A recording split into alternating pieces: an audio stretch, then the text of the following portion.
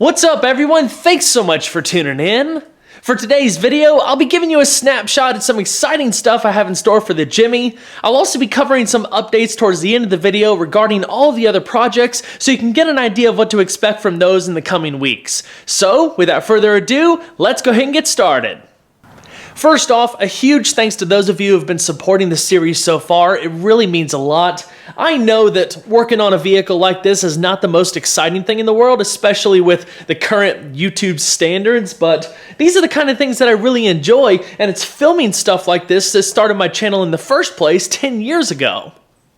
It's just so satisfying to be able to take an older vehicle and update it to the point where you have a bunch of modern features and technology. It's still wrapped in an old school package. Now that's kind of the direction that I've taken with the 240SX Resto mod, even though that's a bit more on the extreme side. That being said, the next big thing for the Jimmy is installing a completely custom audio system. If you remember way early on in the series, I mentioned that the original head unit had some sort of internal problem that prevented you from properly balancing the audio between left and right. So it was either too quiet over here or too loud over here. There was no middle ground. It was just a mess. But I guess after 25 years of service, the radio decided, it's time to retire. So it doesn't even work anymore. Now, it's ridiculously easy to just swap out the head unit from another one from a parts truck or something like that, and it's also super simple to just do a stock speaker upgrade, but that's not the most exciting thing in the world. I love originality as much as the next guy who appreciates older cars, but every now and then, you just gotta let loose and have a little bit of fun, so that's what we're gonna do, install a completely unnecessary sound system, but one that will make this truly one of a kind. As I was figuring out what to do, my friends at Cove offered to send me this slick Bluetooth speaker to try out, so at least I'd have some sort of audio because I pretty much daily drive this thing. Not only did it fit perfect in my center console, but it's easy to use and surprisingly powerful considering its size. Plus, it'll last about 8 hours on a full charge. If any of you are looking for a portable sound solution for your car, shop, or home, I'd highly suggest checking out the Cove Commuter.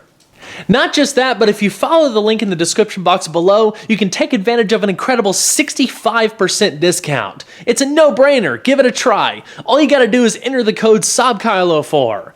A huge thanks to Cove, and a big thanks to you guys for supporting the brands that support the channel, because without their help, a lot of this content would be a lot harder to produce. Alright, back to business.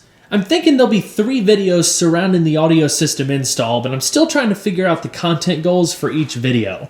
Maybe one for the head unit, one for the door speakers, and one for the sub. But if there's anything in particular that you guys want me to highlight as well, feel free to share your suggestions in the comments below. For this portion of the project, I'll be partnering with Sundown Audio and Extraordinary Audio of Winston-Salem, both local North Carolina companies, to give this thing a really cool setup.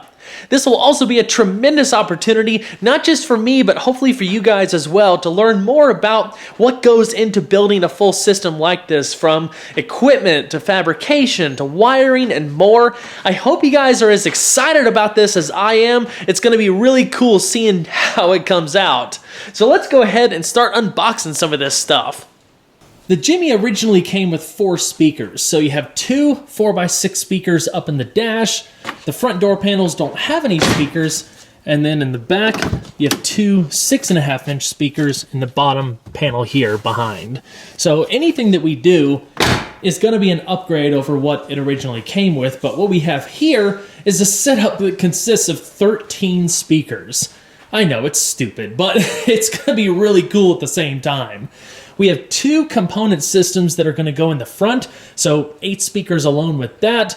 We got another component system for the rear, so that's an additional 4 speakers, and this big 10-inch sub, super tall.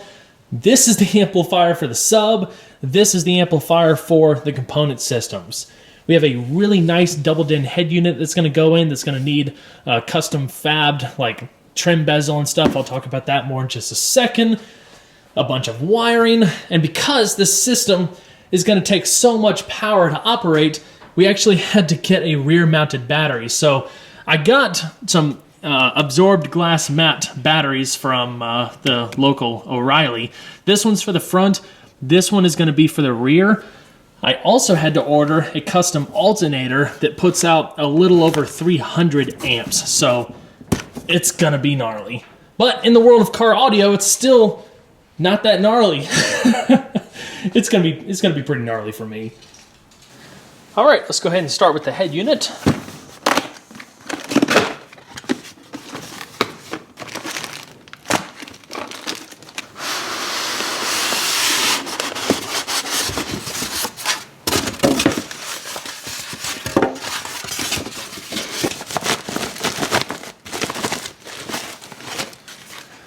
Ooh, that's really nice looking.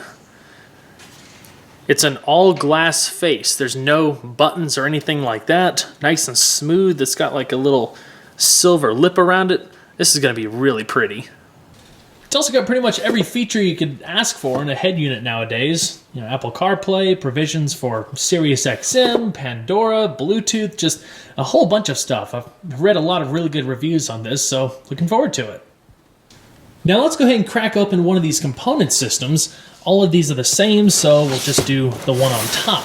Now the biggest difference between a coaxial speaker and a component system is that a component system will separate the tweeter and mid-driver. So you have a mid-driver and a tweeter for both sides of the vehicle. There's also a crossover that takes the signal from the amplifier and then disperses them to the individual speakers. Now, a coaxial speaker with the tweeter, you can have a two-way, three-way, four-way setup. There's a lot of different variations of that. And at the end of the day, I think it really just depends on how you're going to organize your interior and what your vehicle came with, you know, to begin with. But this specifically in here is going to give us much better sound imaging versus just trying to put component systems in the bottom door panels. We can separate all of that and give a more full, more uniform sound throughout the interior. Now for the amplifier that's going to power the component systems.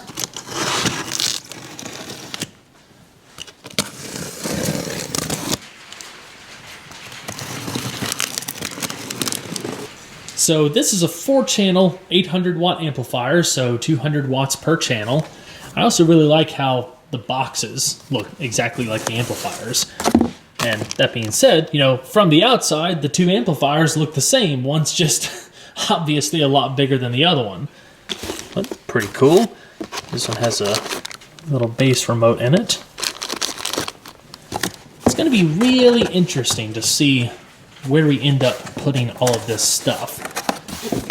It's going to be a lot of figuring out to do back there.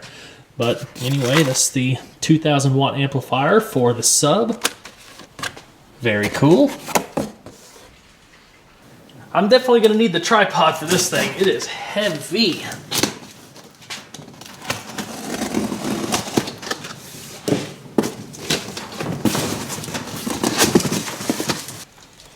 Wow. Good gracious, that's heavy.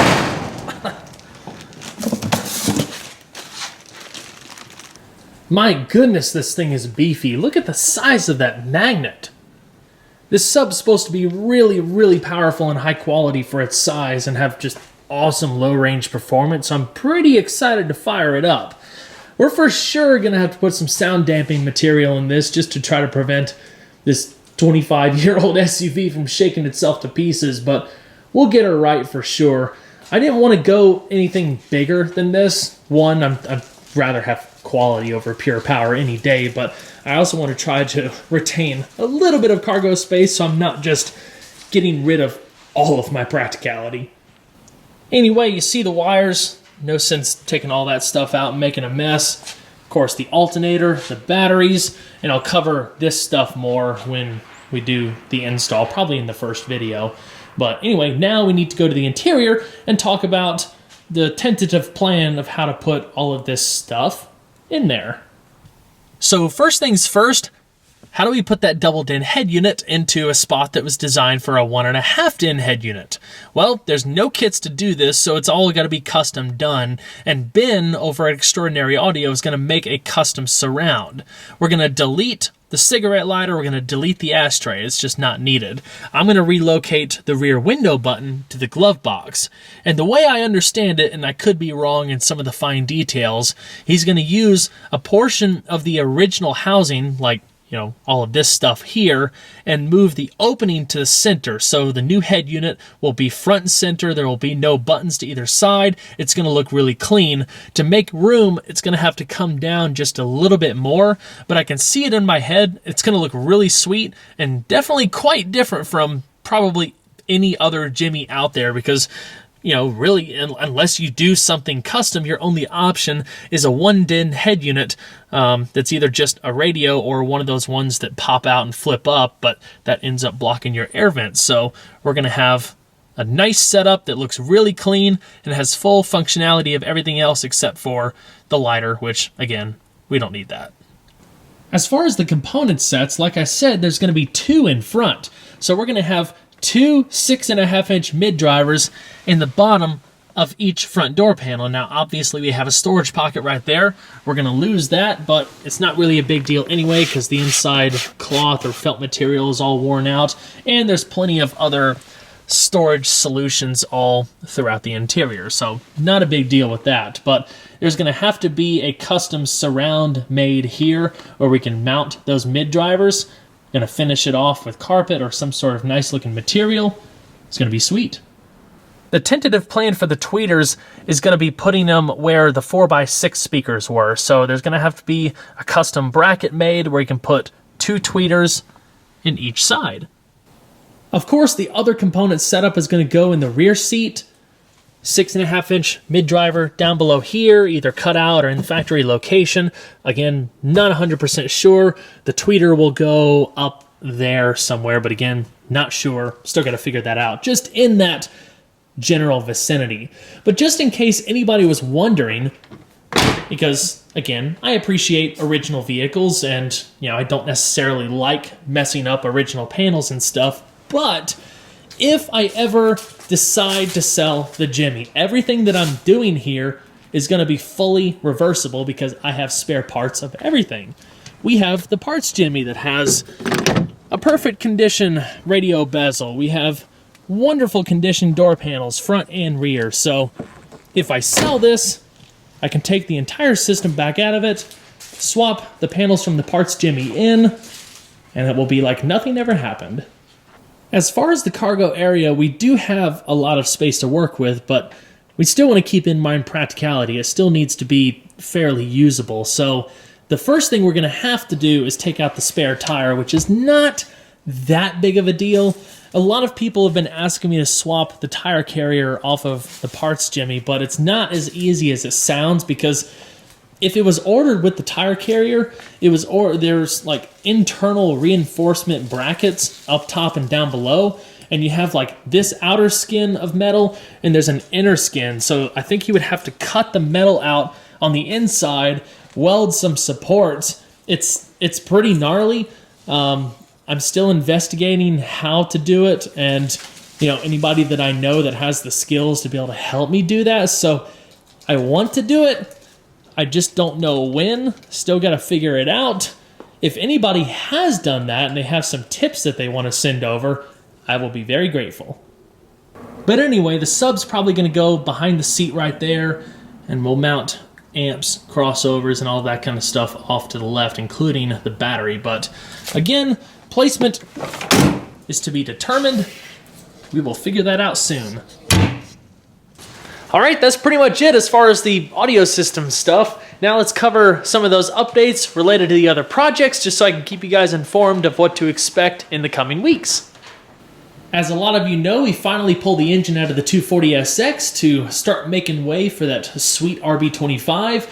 There's a lot of work left to be done, and I'll be shooting the next episode on this pretty shortly, but we got to clean out the rest of this stuff and figure out what we're going to use, what we're not going to use. Got to get all of this ready to be repainted, figure out where we're going to mount the radiators, figure out how air conditioning is going to be retained, just all sorts of stuff. So stay tuned to all of the social media channels, Facebook, Instagram, Twitter, in the meantime for updates on when to expect the next piece of content. And of course, all the questions I'm probably going to throw out there because I don't necessarily know what I'm doing and I have a lot to learn. So thanks in advance. As far as the Crew Cab S10, yes, it's still happening. I probably will have a piece of content on it relatively soon. I need to get it in the shop, put it on the lift. We'll look at the underside, see how all of this was done back here. It's going to be pretty cool. I also bought another parts jimmy that's white with a charcoal interior that's going to help out a lot with this truck. But we'll talk about the direction for it and all of that stuff in that upcoming video, and hopefully sometime in December we can really dive into disassembly and getting this thing rolling. I'll talk about that other parts jimmy in the next Crew Cab S10 video, but since I have another one, I'm going to be getting rid of this one. So if anybody's looking for some extra parts, I probably have them. Just shoot me a message. There's still a lot of stuff on this that I need to take off that I know I'm going to use at some point in time, but after that, I guess it's off to the scrapper. And yes, I will be taking the digital instrument cluster out of this and swapping it into the one that we're restoring. It's going to involve a bunch of wiring. It's going to be really tedious. I've been working on gathering all of the supplies that I need and the courage to do it, but it is happening. I just don't know when yet, but I just wanted to let anybody know that's been wondering. We still have the 69 Chevelle too. It's tucked in this side of the garage amongst a whole bunch of other things, just trying to keep it out of the elements because it does have so much rust on it. But our plan is to try to get that started sometime first quarter of 2019. It needs a ton of work. It's going to provide a lot of opportunity to figure out like more in-depth restoration type stuff, which I'm really looking forward to. But it also involves a lot of money, a lot of planning. We got to figure out what costs what and the content and stuff. So all of that's coming. Again, stay tuned to the social media platforms, and I'll have a lot more updates as far as that car and stuff and what we're doing probably towards the end of the year. Anyway, that pretty much wraps this video up. Thanks so much for watching. I know there was a lot of stuff to cover, but this is going to be a really, really exciting portion of the Jimmy project. Just doing something that's absolutely necessary and crazy just for the sake of being fun. If you have any questions, post them in the comments below as always. If you enjoyed the video, don't forget to leave a like below. Liking, commenting, just engagement all across the board really helps out with the YouTube algorithm nowadays. So I am very, very grateful for all of that stuff that you guys do and all of the support that you send over, because this is a new direction for the channel, obviously. I've talked about it several times already, but we're still going to do car reviews, but we're going to introduce a lot of project car content, a lot of DIY, hands-on type stuff, so it's going to be a lot of fun. So thank you so much for making this transition not quite as stressful as it could have been. It's been a lot of fun. If you haven't subscribed already, I hope you would consider doing so, because we have a lot more content where that came from. I can't come up with anything else to say, so I guess I'll end it here. See you guys on the next one. Take care.